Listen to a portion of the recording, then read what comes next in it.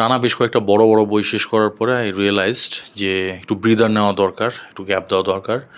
So আমি ভাবলাম যে একটা বই নেই বা এমন একটা বই নেওয়া শুরু করি যেটা একটু সাইজে ছোট, এক টানে বা এক নিঃশ্বাসে পড়ে শেষ করে ফেলা যায়।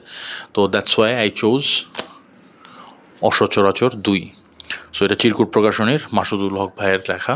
তো বইটা যেহেতু ছোট, প্রতিক্রিয়াটাও আমি ছোট রাখার চেষ্টা করব। তো বইটা অনলি 80 পেজেসের, একদম 80 পেজেসের। মাসুদুল হক ভাইয়ের আমি এর আগে ভেন্ট্রিলোকুইস্ট পড়ছি, মিনিমালিস্টও পড়ছি। মিনিমালিস্ট আই উড সে যে ওনার ওয়ান অফ দ্য বেস্ট কাজ ছিল ওইটা। দেন অসচরাচর এক, মানে এর আগের যেটা ছিল অসচরাচর প্রথমটা, ওইটা একটা মানে নিউ ওয়েভ তৈরি করছিল বলতে গেলে। বিশেষ করে বাংলা মৌলিক সাহিত্যে বডি হরর এই জনরাটা, বডি হরর এবং মেডিকেল হরর, এই দুইটা জনরার সংমিশ্রণ খুব কমই দেখতে পাওয়া যায়। আর আমি যদি আলাদাভাবেও চিন্তা করি, মেডিকেল হরর বা মেডিকেল থ্রিলার এবং বডি হরর এই দুইটার উপরেও মৌলিক কাজ পাওয়া যায় কম। তো দুইটা দারুণ, আমার খুব পছন্দের দুইটা জনরার সংমিশ্রণ ছিল অসচরাচরে। এবং আই থিঙ্ক যে যারা যারাই পড়ছেন, যারা যারাই ওই সময় মানে প্রথম প্রথম অসচরাচর পড়ছেন, সবাই ফ্যান হয়ে গেছিলেন অসচরাচরের, মানে এই পার্টিকুলার জনরাটা এবং এই পার্টিকুলার স্টাইলটার সবাই ফ্যান হয়ে গেছিলেন। তো এটা বেসিক্যালি রিভলভ করে, মানে কাহিনিটা আবর্তিত হয় আসিফ নামে একজন ডক্টরের লাইফকে ঘিরে। তার জীবনে যে মানে অ্যানোম্যালিগুলা বা যে আশ্চর্যজনক যে মেডিকেল কেসেসগুলো সে পায়, সেগুলো সে একটা একটা করে লিখে রাখে। তো এটা তার একটা দিনলিপি টাইপের বা তার একটা জার্নাল টাইপের, পড়তে মানে পড়ে পড়ে ওরকম লাগে আর কি, ওরকম টাইপের একটা ন্যারেশন এখানে দেওয়া হয়েছে। বাট আপনার কাছে ওরকম মনে হবে না যে আপনি কারোর ডায়েরি পড়তেছেন, একদম মানে ফার্স্ট পার্সন ন্যারেটিভ থেকে যেভাবে একটা জিনিস মানে এক্সপ্লেন করা হয়, ওভাবেই কাহিনিগুলো আগায় এবং কাহিনিগুলো খুব দ্রুতই আগায়। কোনোটা মানে মোটামুটি বলতে গেলে যে সবগুলো গল্পই খুব মেদহীন লেখা, মানে আজের কোনো ফ্লাফ এটার মধ্যে নাই। তো অসচরাচর একে ছিল 5টা গল্প। তো ওটার ব্যাপারে আমি কিছু বলবো না, ওটা রিভিউ আমি আগে দিছিলাম, রিভিউয়ের লিঙ্ক আমি নিচে দিয়ে দিচ্ছি, চাইলে দেখে আসতে পারেন। আর এইখানে আছে 4টা গল্প। তো 4টা যে গল্প, এর মধ্যে 4টা গল্প সেম সাইজের না। তো এখানে যে 4টা গল্প আছে এটা হচ্ছে পিচ্ছিল, নির্বাণ আশ্রম, মেরিনা আর পাথর। 4টা গল্প সেম কলেবরের না, 4টা গল্প 4টা ডিফারেন্ট সাইজের।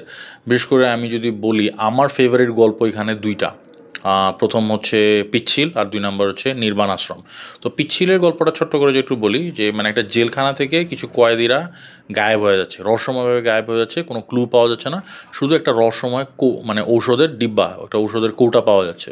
তো এইটা হচ্ছে পিচ্ছিল গল্পটা, এইটার কাহিনী নিয়ে। আর দ্বিতীয় যেটা সেটা আছে হচ্ছে এই যে নির্বাণ আশ্রম, যেটা এটা হচ্ছে যে একটা ডাক্তারখানা, ডাক্তারখানা বলতে একটা আশ্রম টাইপের একটা ডাক্তারখানা।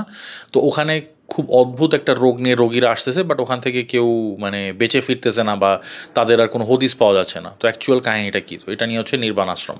আর মেরিনা আর পাথর, এই দুইটা গল্প এতই ছোট যে এটার ব্যাপারে আমি এটা কোনো প্লট সিনপসিসও দিতে যাচ্ছি না, আপনারা পড়ে নিন।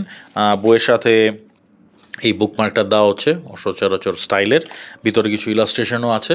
কিন্তু আমার কথা হচ্ছে যে শেষের 2টা গল্প অত্যন্ত ছোট, প্রথম 2টা গল্প মোটামুটি ভালো, এবং আমার ফেভারিট এই দুইটাই, প্রথম 2টা গল্পই আমার কাছে মোটামুটি ভালো লাগছে, যে 2টা একটু বড় পরিসরে, মানে একটু মোটামুটি একটু বিস্তারে আছে আর কি। তাও আই উড সে যে অন্যান্য গল্পের তুলনায় হিসাব করলে বেশ ছোটই। তো প্রোডাকশন ভালো, স্ট্যান্ডার্ড স্ট্যান্ডার্ড চিরকুটের প্রোডাকশন। আর এই বইটা আপনি মানে এক টানে এক নিঃশ্বাসে পড়ে ফেলতে পারবেন। এটা মানে মানে একটা জার্নিতে, ধরেন আপনি একটা জায়গা থেকে আরেক জায়গায় যাচ্ছেন, আপনার ঘন্টা দেড়েক সময় লাগবে, আপনি এক টানে এটা পুরোপুরি শেষ করে ফেলতে পারবেন। আর মাসুদুল হক ভাইয়ের লেখার একটা ব্যাপার হচ্ছে কি, যে মানে ওনার লেখার মধ্যে এমন একটা সিম্পলিসিটি আছে, এটা অন্য কারো লেখার মধ্যে পাওয়াটা মুশকিল। এবং এটার কারণে মানে বর্ণনা এতটা ঝরঝরে থাকে, এবং এটার কারণে মানে কাহিনী এত দ্রুত আগায় যায়, মানে এত ফাস্ট পেস হয়, মানে এটা দারুণ লাগে পড়তে। মানে মানে ডেফিনেটলি আপনি ধরেন অনেক কিছু বড় বড় বই পড়তে যখন হাঁপায় যাবেন, তো মাঝখানে ব্রিদার হিসেবে এটা পড়াই যায়। আর এমনিও স্ট্যান্ডার্লোন হিসেবে যদি মানে জাস্ট এটা যদি আপনি পিক আপ করে পড়তে চান, সেক্ষেত্রেও it's a very good read.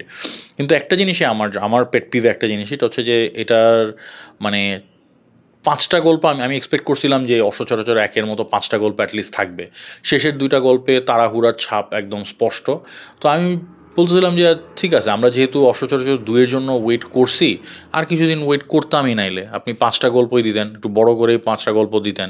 এটা আমার মনে হয় যে এটা প্রকাশকদেরও এখানে অবদান থাকা উচিত ছিল, প্রকাশকদের মানে চিরকুটের এই ব্যাপারটা একটু দেখা উচিত ছিল। মানে এতদিন ওয়েটের পরে জাস্ট মানে এটা মানে ইট লিভস ইউ ওয়ান্টিং, এটা আপনার কাছে মনে হয় যে আরেকটু থাকলে ভালো হতো। বইটার দাম খুব বেশি না, মুদ্রিত মূল্য 200 টাকা মাত্র। তো এটা আপনি মেবি 100-120 টাকার আশেপাশে পেয়ে যাবেন বিভিন্ন জায়গায়।